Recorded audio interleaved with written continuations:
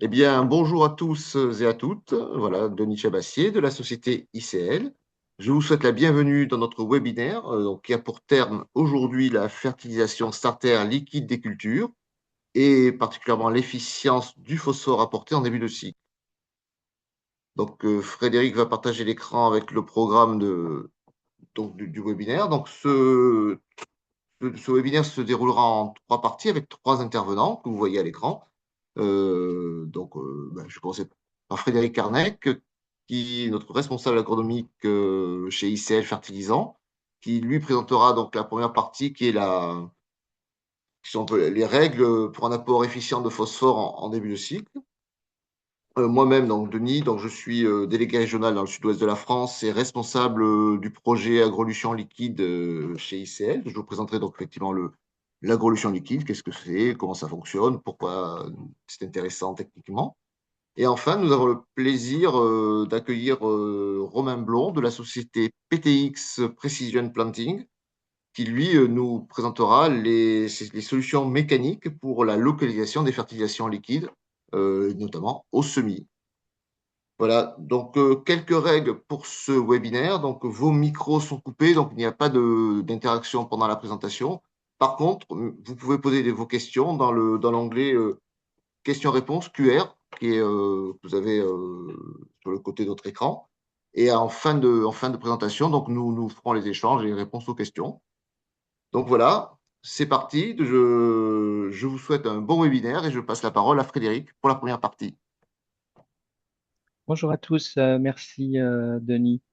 Donc, comme Denis Chabassier vient de le dire, je vais parler de manière plus générale sur le phosphore avant de rentrer dans les détails sur la fertilisation phosphore liquide.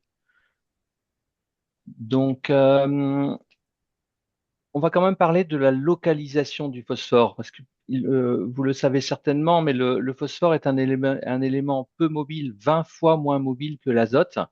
Et donc, il est disponible uniquement lorsqu'il est à 2,5 mm des racines. Et donc, il va falloir parfois compter sur le fait que les racines aillent vers le phosphore plutôt que l'inverse. Donc, pourquoi est-ce qu'on localise un produit lorsqu'on parle d'une solution liquide pour apporter le phosphore? C'est pour garantir une mise en solution directe du phosphore. Vous le voyez sur le camembert, autour de 95% du phosphore du sol est indisponible. On a à peu près un petit 5% du phosphore qu'on appelle fixé à la phase solide, mais pouvant réapprovisionner la solution et seulement 0,2% qui est directement en solution.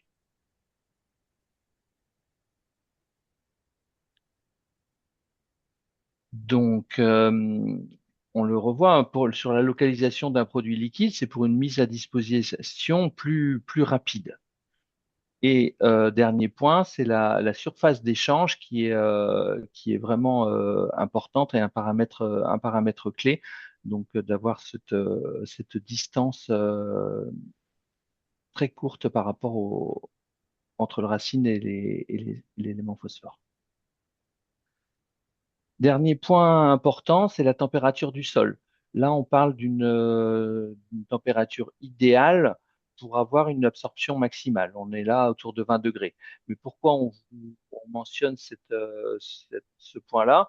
Parce que généralement, souvent en début de campagne, on est loin des 20 degrés en température du sol. Donc, il va falloir être encore plus vigilant pour apporter le produit au plus près des racines pour maximiser son absorption. Alors, deuxième point, l'optimisation de votre fertilisation starter. Donc, ça, tout le monde ne le sait pas, mais il est vraiment important d'éviter un apport massif de phosphore, puisque lorsqu'on a des produits trop concentrés, on va avoir ce qu'on appelle de la fixation, de la rétrogradation, c'est-à-dire que les ions phosphore vont se fixer au calcium, on va le voir tout à l'heure dans l'animation. Donc, l'enjeu est de piloter la mise en solution du phosphore pour maintenir des équilibres et éviter les blocages. Donc, comme on le voit sur le haut de l'écran, faible concentration en solution, phosphore disponible. Alors qu'à l'inverse, lorsqu'on a un apport massif et trop conséquent en une seule fois, on peut arriver, évidemment, surtout dans les sols calcaires, dans le cas dont on parle ici, avec les éléments calcium, à une forte concentration en solution et un phosphore rétrogradé. On le voit sur l'animation, en cas de faible concentration, le phosphore est absorbé par la plante, alors que dans le cas inverse, il va aller se- s'associer aux ions calcium. Donc on vient de le voir, pas d'apport massif de phosphore. L'autre point très important, ça sera d'amener la rhizosphère dans les bonnes conditions d'absorption. Alors qu'est-ce que ça veut dire? Ça veut dire notamment si on évidemment, on ne peut pas jouer de manière très fine sur le pH du sol, mais on a toujours des possibilités. Euh, et l'idéal, c'est d'avoir un pH haut compris entre 6,5 et 7,5. Comme on le voit sur le graphique du bas de l'écran, le phosphore est optimal quand il est en vert et puis sur la barre la plus épaisse, c'est-à-dire vraiment, oui, entre 6,5 et 7,5. Et au-delà de ces bornes, on va avoir une baisse forte de l'absorption. On le verra tout à l'heure dans l'intervention de Denis, certains produits peuvent avoir une influence sur ce point-là. Autre point, une bonne circulation de l'eau. Donc ça, c'est aux agriculteurs, une fois encore, d'arriver à jouer sur le drainage et d'éviter les tassements des parcelles. Troisième point, choisir un produit avec un faible indice de salinité. Donc, ça, une fois encore, on le reverra dans la deuxième partie de notre intervention.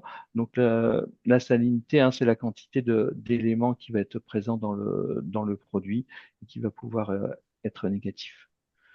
Donc, choisir un produit simple à mettre en œuvre avec une bonne fluidité, un faible risque de corrosion et une sécurité pour l'utilisateur. Donc, ça, c'est le dernier paramètre sur lequel on va essayer de jouer. Et c'en est fini pour la première partie générale. C'était le but d'aller assez vite sur ce point et de laisser la parole à Denis et Romain sur les parties les plus techniques. Donc je vais stopper le partage de l'écran et Denis va pouvoir continuer l'intervention. Ok. Merci Fred. Donc, petite transition, je partage mon écran. Ça nécessite une petite manipulation. Voilà, ça va y être. Je pense que vous voyez mon écran. Frédéric, c'est bon? Très bien. Super. Donc, rebonjour à tous. Donc, je vais vous présenter donc notre solution, notre innovation, pardon, ICL, donc l'agrolution liquide pH Low Starter, donc destinée notamment au maïs. Et en préambule, un petit rappel pour ceux qui ne connaîtraient pas ou peu ICL. Hein, pourquoi est-ce qu'on en arrive là à vous parler d'engrais starter liquide? ICL est une société donc d'origine minière, hein, qui extrait et transforme des fertilisants depuis 1929, donc ça va bientôt faire 100 ans, et notamment des sociétés minières, donc des extractions minières de phosphore et de potassium, ce qui fait que c'est une société du phosphore et du potassium, et qui, à partir de ces matières premières PK, transforme ces PK pour fournir en agriculture, donc en nutrition, là où on est, en agroalimentaire, des produits industriels, mais donc particulièrement des fertilisants spécialisés et liquides, notamment donc l'agrolution liquide pH low, pour le start, en engrais starter culture. Alors, qu'est-ce que c'est l'agrolution en liquide pH low? Quelles sont ses originalités, ses méthodes de fonctionnement? Donc, comme vous le voyez en haut à gauche, donc c'est un engrais NPK, donc certes concentré en phosphore, hein, 20% de phosphore en poids volume. Donc, c'est 5,25 plus 0,86 zinc. On parle bien de poids volume. Donc, c'est un pourcentage par rapport à un volume, par rapport à un mètre cube de matière. Donc, ça, bien sûr, il y a du phosphore, mais vous voyez, il y a un petit peu de potassium. Et il est enrichi en zinc, donc particulièrement intéressant sur maïs. Donc, c'est donc complet NPK. L'intérêt d'associer les trois éléments majeurs avec du zinc, l'idée, c'est vraiment de jouer la synergie entre les différents éléments fertilisants. Tous les essais démontrent que apporter les trois éléments ensemble apporte une meilleure assimilation, et particulièrement du phosphore, ce qui nous intéresse en début de cycle. Deuxième point très important et fondamental dans cette technique, c'est la présence dans cette agrolution liquide de cette matière première phosphore qui est le pécacide. Le pécacide, qu'est-ce que c'est? Le pécacide, c'est un, je le développerai après, il permet une solubilisation du phosphore fixée, une meilleure assimilation des éléments nutritifs. C'est un acide phosphorique poudre qui vient vraiment nous donner tout l'intérêt, la performance du produit lorsqu'il est appliqué. Enfin, le troisième point, et donc Frédéric l'a évoqué précédemment, donc c'est un fertilisant qui présente un faible indice de salinité, c'est-à-dire qu'il est peu salant lorsqu'il est appliqué près des racines, il n'est pas corrosif, peu salant, et donc on peut l'appliquer directement sur le rang, sur le jeune semis, sans aucun risque de brûler une jeune racine. C'est quand même très très important pour la sécurité des cultures. Alors, une diapo spécifique sur le pécacide. Donc, comme je l'expliquais, alors le pécacide, je vous épargne la formule chimique, c'est en fait un acide phosphorique poudre. Vous voyez, je me lance, c'est un biphosphate de potassium pentahydrogéné. Voilà. Une fois qu'on a dit ça, on est content. Mais c'est surtout que par rapport à un acide phosphorique classique, c'est une molécule qui aura un mode d'action beaucoup plus non corrosif, déjà très important, non corrosif, c'est-à-dire pas agressif, on peut mettre la main dedans, on met un pH 3, il a un pH minimum, et il va avoir une action relativement lente et douce au niveau de son action, ce qui fait qu'il va durer dans le temps, et on verra, c'est très important pour l'effet acidifiant, donc au niveau des racines. Donc, comme donc, le pKacide acidifie, donc on a un abaissement maîtrisé donc, et durable du pH des racines, durable, je l'ai dit, lié à sa formulation moléculaire. Le fait d'abaisser le pH pendant plusieurs semaines va améliorer considérablement la disponibilité des éléments nutritifs apportés. On revient au diagramme que Frédéric vous a présenté précédemment, hein, sur le pH idéal autour de 6,5, 7, 7,5 maxi. Et alors le troisième point qui est très important, c'est qu'on s'est aperçu lors des essais préalables, c'est que ce pécacide présent dans l'agrolution avait la capacité à débloquer le phosphore rétrogradé dans la zone évidemment humectée suite à l'application. Hein. Rappelez-vous le camembert avec 95% du phosphore du sol non disponible, eh bien l'agrolution liquide grâce à son pécacide va arriver à aller je veux dire, taper dedans, aller chercher dans cette réserve-là pour nourrir la culture. Ce qui explique pourquoi, avec une quantité d'éléments fertilisants faible, on verra les doses tout à l'heure, on est grosso modo 3 fois moins plus faible en unité fertilisante par rapport à certains témoins liquides aujourd'hui, on arrive à avoir des résultats souvent supérieurs parce qu'on est plus efficient et parce qu'on arrive à aller prélever du phosphore du sol. Et alors, ceci a été démontré notamment, vous voyez, des deux diagrammes qui sont sur cette diapositive. J'insiste un peu sur cette diapo parce que c'est finalement la clé de la technologie. Le premier diagramme en bas à gauche vous montre donc un essai qui a été mené donc, aux États-Unis dans l'Ohio en 2020. On est à 5 cm de profondeur sous les semis. On est 2 semaines après semis. Et on voyait que le pH d'origine dans la zone traitée est à 8,1. On est sur un argilo-calcaire classique, hein, comme on trouve beaucoup par exemple, dans l'ouest de la France, dans le centre-ouest. Et en fonction de la quantité d'agrolution en litres par hectare appliquée, on descend de 7,3 jusqu'à 6,7. Vous voyez, le 100 litres hectare qui est la dose on verra tout à l'heure un petit peu forte, avec 75-100 litres, on est sur les doses conseillées. On est, vous voyez, autour de 6,9 à 6,7. Donc, on n'est pas sur l'abaissement à 3, je ne sais pas, on pourrait avoir peur de l'abaissement de pH, c'est maîtrisé, mais on arrive à avoir un abaissement de pH qui permet une meilleure assimilation. Et diagramme de droite, en bleu clair, vous avez la partie de phosphore apportée par l'agrolution. Et en bleu, c'est tout ce qui a été retrouvé dans l'analyse de sol après application, qui en fait vient clairement du déblocage du phosphore par le sol, dans le sol par l'agrolution. Voilà. Donc c'est vraiment très, très important. Alors du coup, en termes de doses, agrolution liquide pH au starter, donc les doses standards maïs, on va être sur du 70 à 80 litres par hectare. On joue en fonction, effectivement, si on est sur un sol très riche en phosphore, type argilo-calcaire, on peut descendre à 70. Hein, et sur un sol moins pourvu, on va plutôt être sur 80 litres hectare. Donc colza, vous voyez, bien sûr, on baisse un petit peu la dose. Le tournesol, si on a de très bons résultats sur le tournesol, et là, on va plutôt être sur du 30 à 40 litres hectare. Enfin, on a pas mal travaillé, beaucoup travaillé le sujet pommes de terre dans le Nord notamment, avec mon collègue Mathieu de Villeneuve.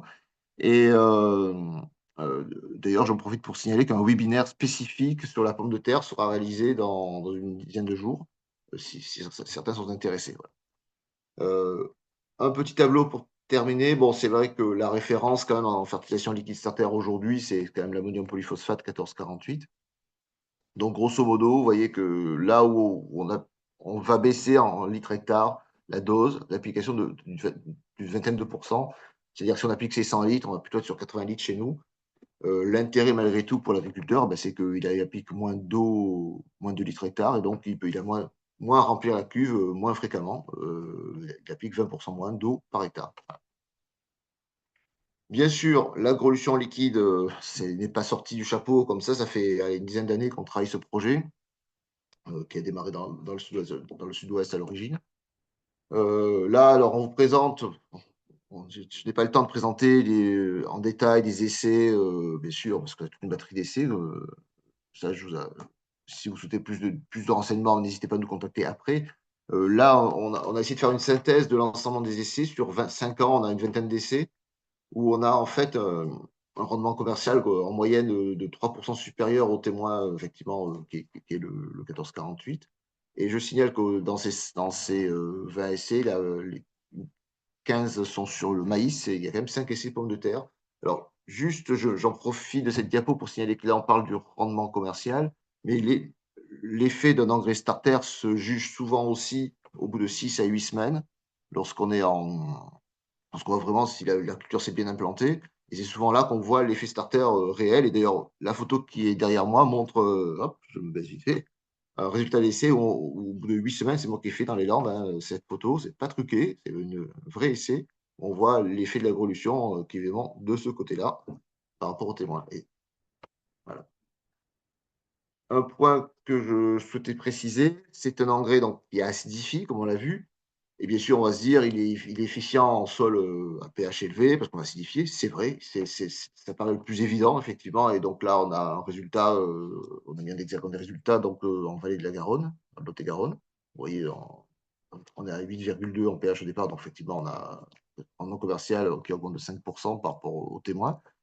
Mais on a eu aussi des très bons résultats dans des sols à pH déjà légèrement acide, hein, comme dans un sol sableux là dans les Landes. Et vous voyez, donc il fonctionne en pH lorsqu'on est en sol déjà acide et en sol basique.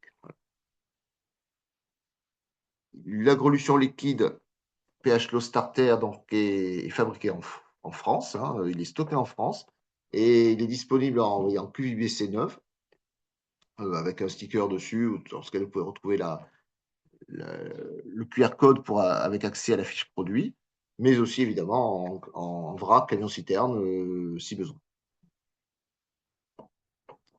Donc, diapo de conclusion, donc c'est un comparatif par rapport au 14h48, mais je vais évidemment moi, me concentrer sur la partie qui est la nôtre. Hein. Donc, je rappelle un fertilisant complet avec les 4 éléments fertilisants tout en un, N, P, K plus zinc, donc c'est idéal pour l'implantation de la culture. Riche en pécacide, effet acidifiant au niveau de la rhizosphère, déblocage du phosphore du sol. Faible indice de salinité, donc il est conçu pour une application sur le rang de semis. Là, on l'assume complètement sur le rang de semis, pas besoin de le mettre à côté, ou de plantation, on serait sur la plantation. Et vous voyez la photo à côté, c'est vraiment quelque chose, une formulation très fluide, très stable. Moi, j'ai vu des cuves qui ont fait 2 ans chez un agriculteur qui n'avaient pas du tout bougé. Il est non corrosif et donc sans danger pour l'applicateur et l'applicant. Mais il est fluide et stable, mais pour pouvoir l'appliquer, il faut évidemment avoir un matériel adapté.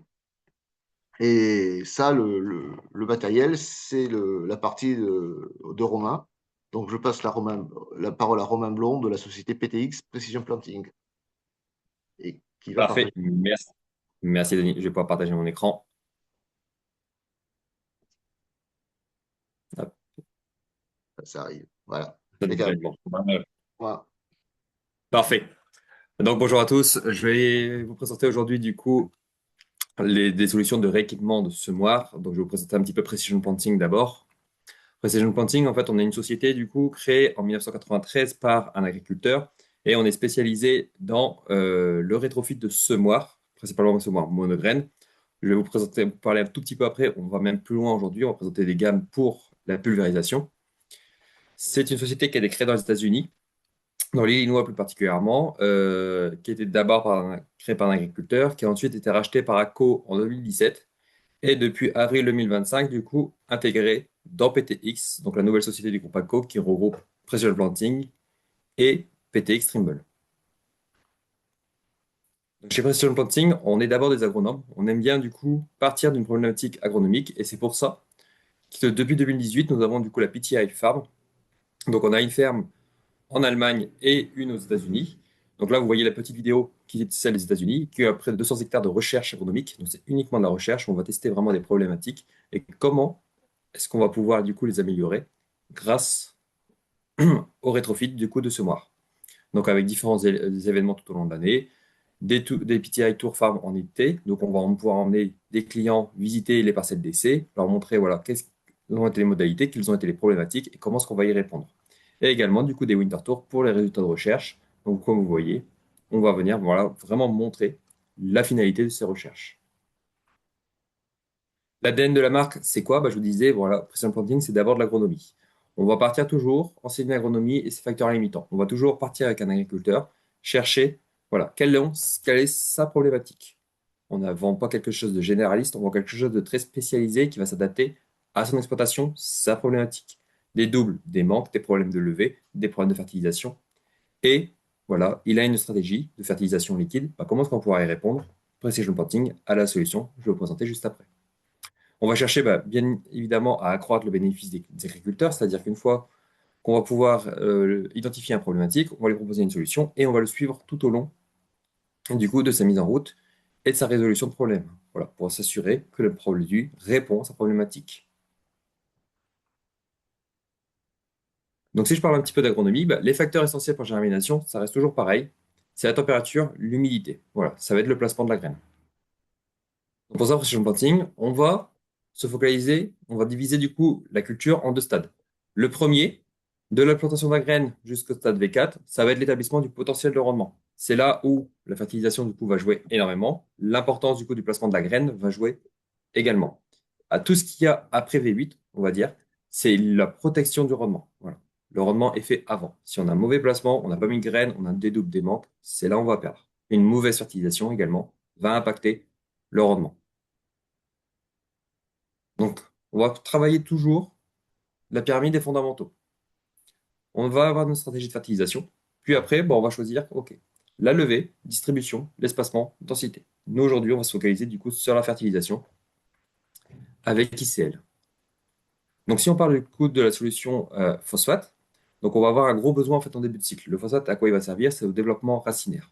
Donc, c'est là vraiment au développement de la graine, au développement des racines, au stade VE, V2, V4 notamment, qu'on va avoir un énorme besoin en phosphate.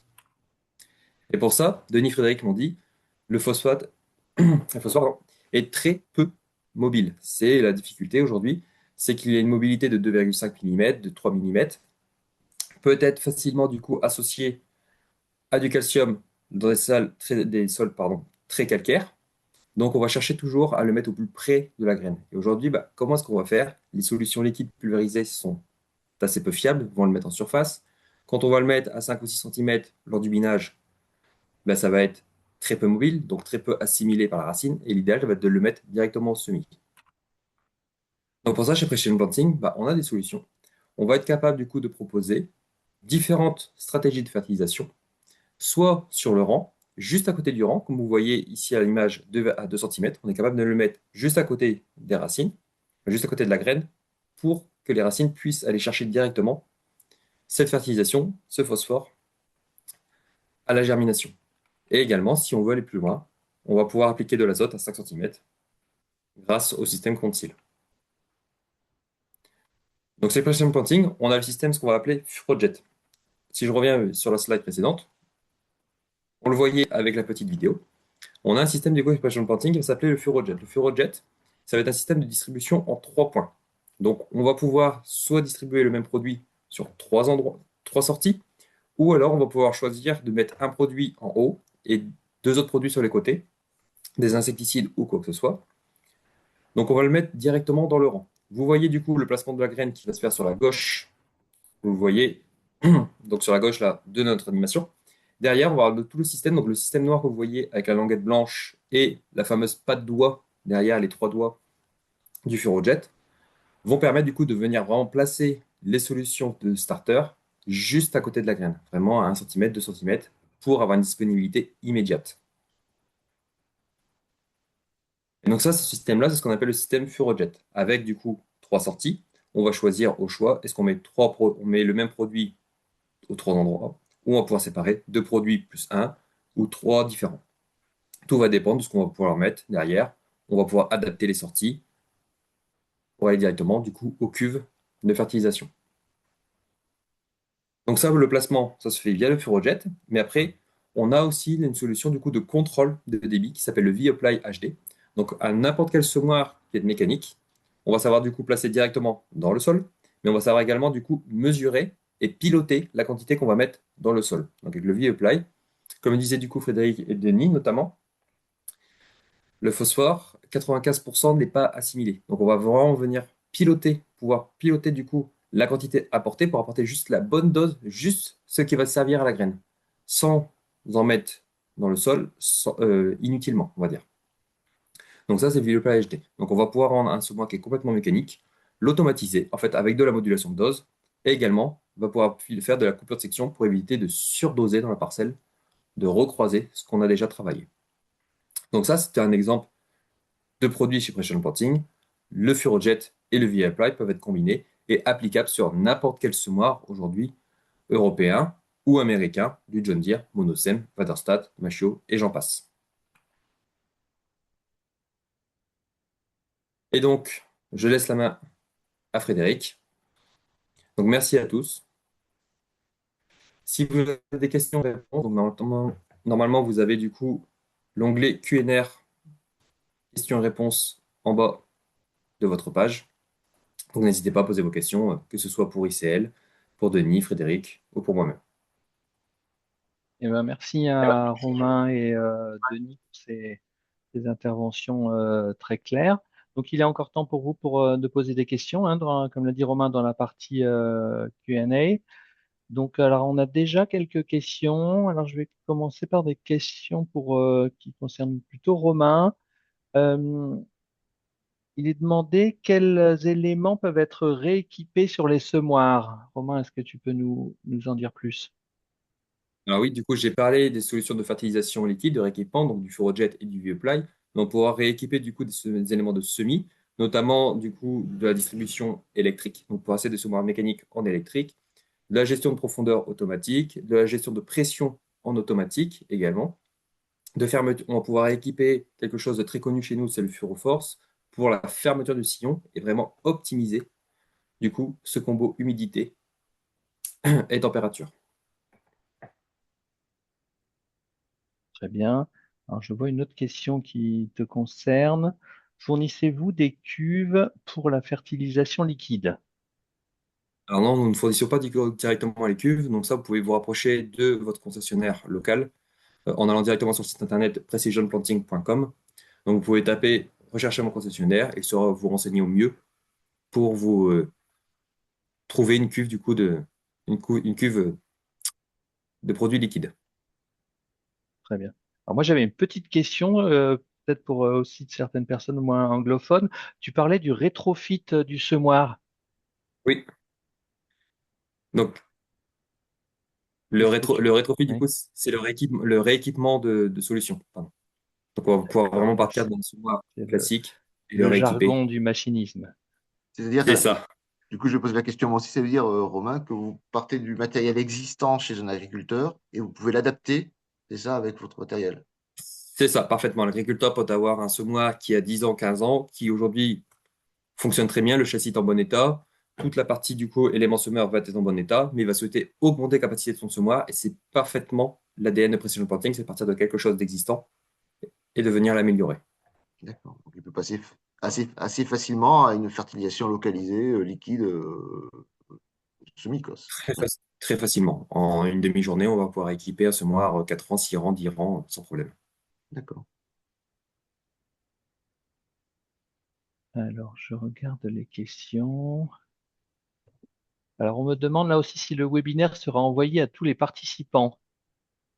Alors, la réponse est oui, hein. Dès demain, le replay sera envoyé à tout le monde. Alors, une autre question là, qui va plutôt concerner Denis Chabassier. Euh, Tu as insisté sur le fait qu'on apporte moins d'unités que nos concurrents, mais est-ce que tu peux peut-être en redire deux mots sur les quantités apportées? Ben, grosso modo, alors si on fait, si on va très simplement, on apporte quasiment 3 fois moins d'unités fertilisantes, hein, notamment de phosphore, brut, on va dire, en quantité brute hectare, mais pour un résultat du coup qui va être, tout l'a démontré, qui va être égal ou supérieur, hein. Donc on est sur une stratégie, toujours d'aller vers plus d'efficience, moins d'apport de phosphore à l'hectare pour une meilleure efficience, ce qui avait déjà été commencé par la partie liquide par rapport à du granulé. Il y a eu le granulé global, après il y a eu la localisation du granulé, où on a commencé à baisser les quantités à hectare, la localisation ensuite par le liquide, et aujourd'hui on va vers l'hyperlocalisation sur le rang de semis, notamment grâce au matériel, encore une fois, adapté, mais aussi par notre fertilisant qui est plus efficient et qui permet cette application sur la graine. Donc, tu confirmes bien que quand on voyait dans les essais plus 3, plus 4, plus 5, c'est dans notre dose Toujours. Ah oui, oui, sous-dosée, on va dire, comparée à une pleine dose tout à fait. classique. Tous nos essais montrés, utilisés pour le lancement du produit, hein, pour la mise au point et le lancement du produit, ont été faits systématiquement avec moins 20, voire parfois moins 30% par rapport aux témoins 1448. Et que ce soit en sol argilo-calcaire ou en sol plus acide. Très bien. Alors, on commence à venir au bout des questions. J'en vois une dernière. Là, je pense que c'est plus pour moi. Vous avez insisté sur les sols à pH élevé. Euh, Comment ça se passe pour le phosphore en pH acide? Donc, oui, c'est vrai que j'ai majoritairement en France, le blocage du phosphore se fait quand même plutôt dans les sols à pH élevé avec une fixation sur le calcaire. Mais c'est vrai qu'on a vu la fourchette haute et la fourchette basse du pH. Dans le pH faible, en dessous de 6,5, mais encore plus si on arrive sur des pH autour de 5,5, où là, on va avoir des blocages. C'est avec des ions différents. Là, c'est avec le fer et l'aluminium. Donc c'est moins fréquent en France. On a des choses au Brésil, par exemple, où c'est très très fréquent. On Mais voit malgré tout, il faut faire attention. Et les on a larmes, ces oui. situations là dans les Landes. On insiste aussi plus parce que c'est vrai que avec l'effet acidifiant, Denis en a parlé de notre produit, on a une efficacité renforcée dans les sols à pH élevé. Mais on a vu qu'on a des situations, on l'a voulu le tester également en pH classique, neutre ou faible, et ça fonctionne également.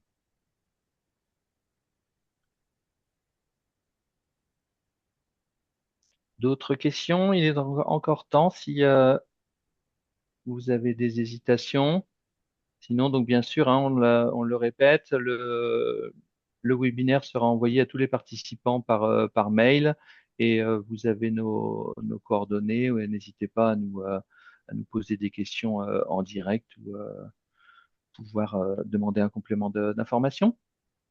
Et petit rappel, le 17 novembre, comme l'a dit Denis, un nouveau webinaire dédié cette fois-ci uniquement à la pomme de terre sur les solutions liquides du même type, mais uniquement sur une seule culture. Très bien, et ben, je vous souhaite une bonne journée.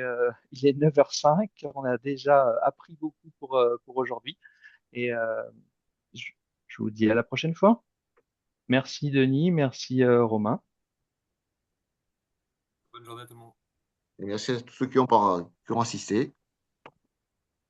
Bonne Au journée. revoir, à bientôt. Merci, à vous.